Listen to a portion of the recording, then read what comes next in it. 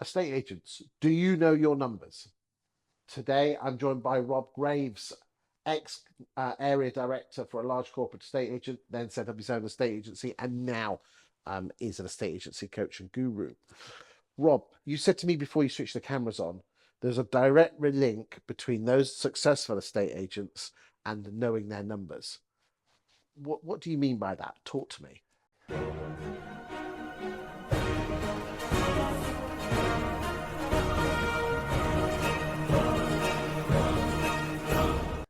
So the common denominator of the most successful agents is they know their numbers.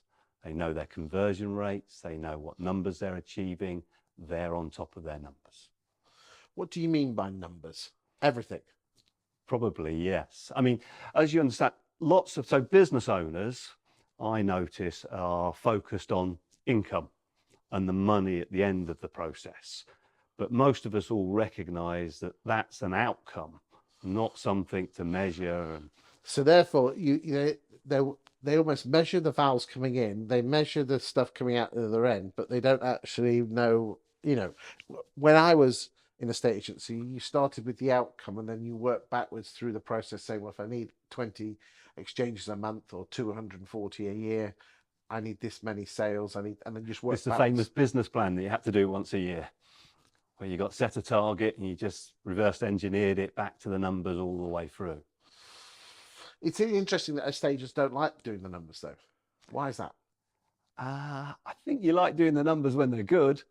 I'm not sure you're so keen you enjoy doing the numbers when they're bad.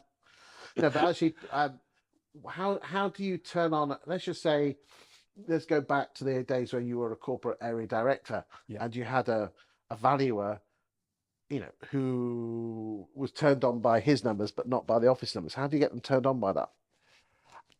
Again, you can't always, but as long as you're managing the numbers and their influence on all of those numbers. So yeah, they've got a certain job and they've got a certain target. It's the manager's job who sits above that, who has to see all the numbers and make sure they all fit together, dovetail in together.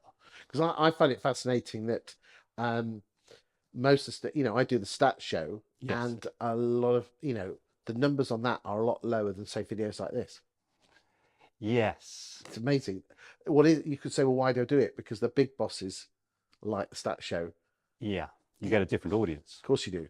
Yeah, no, but again, I think to be a good estate agent, it comes back to when we talk about processes and procedures, or which are the processes and procedures that are working and which are the ones that are not working.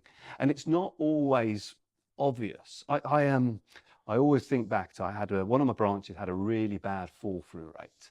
So I went back to examine every single sale, sat down with the manager, and I could not find a common denominator. And a month later, I went back there. I was doing what I used to call my branch audits, where I just looked for all their processes and systems. And there, in amongst the offer process, you could see it had gone completely wrong. The offer process was no longer working. I thought, well, no wonder the fall-through rate's so bad. At the beginning, the buyer and seller are not committed if we're following this process. So yeah, but understanding that there's a problem and you need to go and sort of investigate and dig around and discover what's driving that is so important. It affects just huge outcomes. I'm staggered by some people don't know what the average conversion rate from valuation to instruction is and whether they're above or below it. Thank you for your time today, Rob. Thank you, Chris.